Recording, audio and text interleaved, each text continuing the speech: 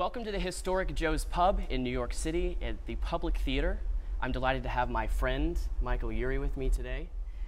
Michael recently made his Broadway debut as Bud Frump in How to Succeed in Business Without Really Trying, opposite Nick Jonas. He starred in the hit TV show Ugly Betty as Mark St. James. He was also seen off-Broadway in critically acclaimed performances in Angel in America and The Temperamentals. Thank you, Michael, for being here. Thank you. So I want to dive right in. Okay. Who was Michael Urie as a young person?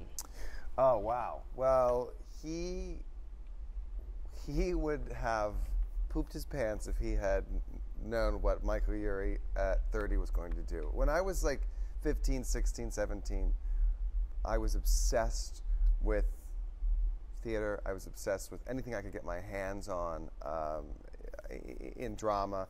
I took every drama class that I could possibly take.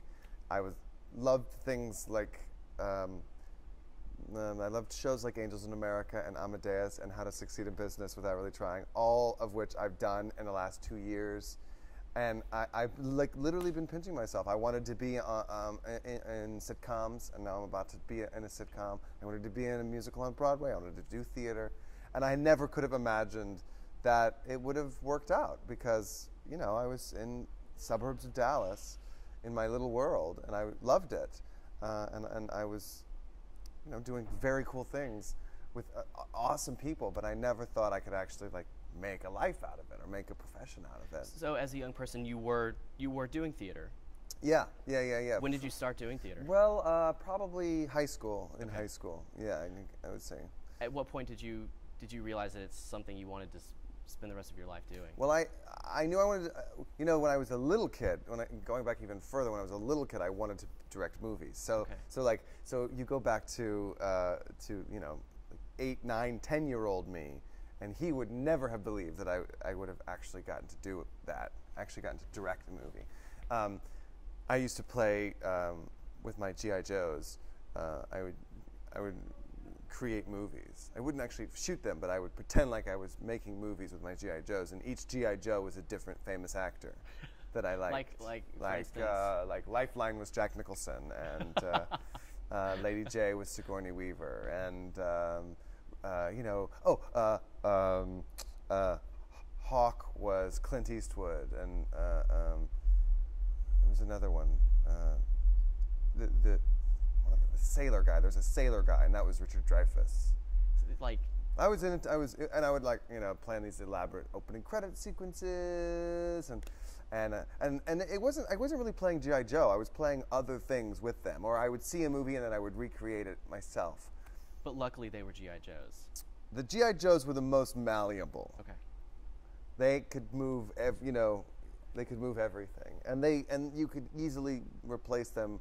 You could.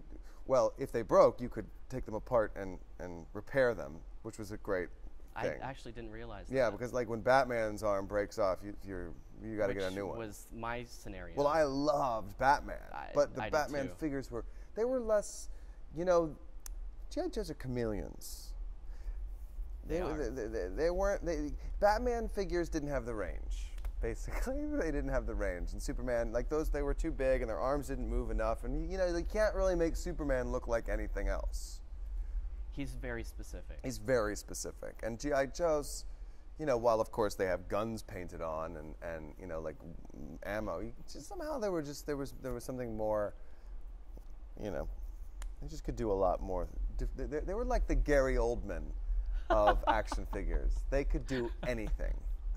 So at what point then in high school did you go, okay, this is what I want to do.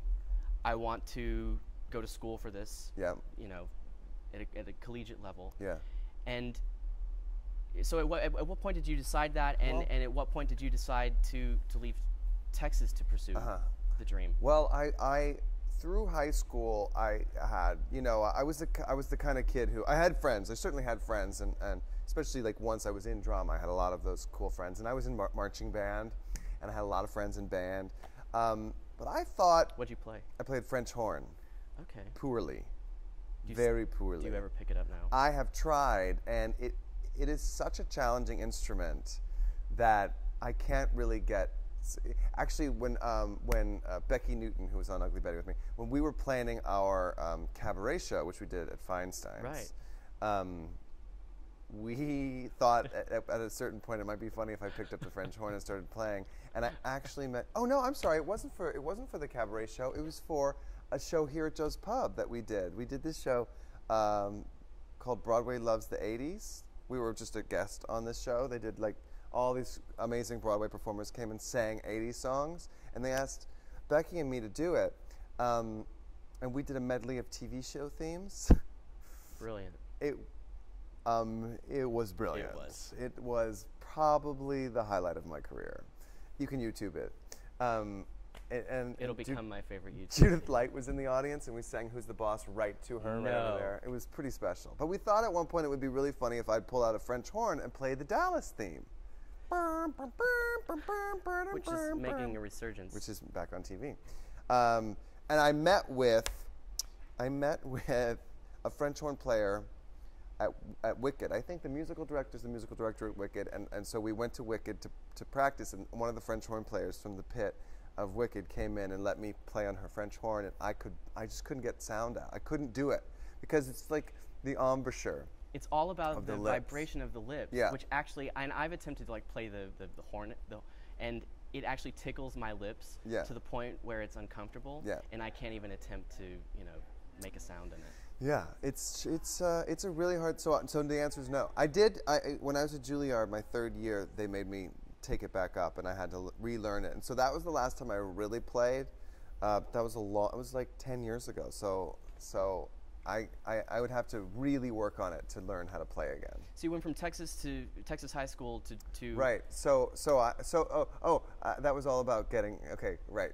It's a roundabout way of getting there. So I had friends in band and I had friends in theater, but I was always the kid who was friends with the teachers. I would like make friends with the teachers. Me too. Yeah. The kids hated me.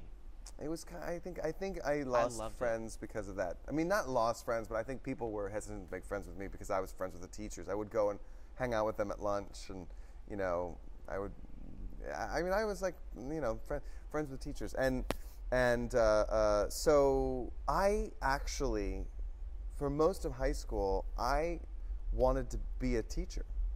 I wanted to be a theater teacher. And I was going to go to school to become a high school theater teacher, theater and speech.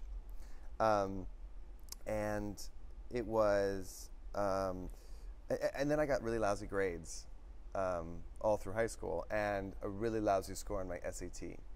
And so at that point I decided I wasn't going to be able to get into any of the state schools in Texas that we could afford and that would have programs for me to become a teacher. And so I decided to go to this community college in my hometown in Plano. And then after I'd made that decision, the SAT scores weren't high enough for me to get into any of those schools, blah, blah, blah. I was at a speech tournament, these speech tournaments, which this movie is about, which my documentary, Thank You for Judging, is all about. And I was doing a dramatic poem. I was reading a dramatic poem at the speech tournament, and suddenly the audience started laughing at me because they thought whatever I was doing was funny, even though in my mind I was being extremely serious. It was like extreme drama for me, and I was like, why are they laughing? This is so weird. Like when you're acting and you're also thinking about something else. And so I was like still going, and I was thinking, why are they laughing? What do they find funny about this? And then I did something else that made them laugh again, and I made a decision, like a conscious decision in my performance to try to make everything funny. And I won.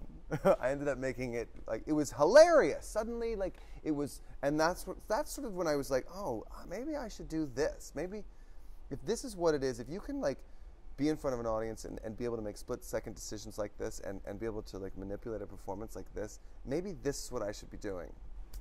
And that's when I decided to be an actor. So the ironic thing was then the ACT scores, the ACT and the ACT is like the shapes and colors version of the SAT. I don't know if the ACT. Maybe they're gone now. Oh, well, when I was in high school, that was an option. And so my scores for that were actually pretty good. And I could have then gone to any of those state schools to become a drama teacher that I had applied to. But at that point, I'd already made my decision to go to the community college and to try to be an actor instead of try to be a teacher. So it's this weird twist of fate. If I'd taken the ACT before the SAT, who knows? I mean, who knows what would have happened? But it was then this community college, a great teacher at this community college who I've become friends with, because that's what I do, who urged me to audition for Juilliard. And while there are certainly points in a career where it makes sense to say no to things, I think you should never say no to things. You should do everything. Always stay busy, always stay working, especially on the things you love.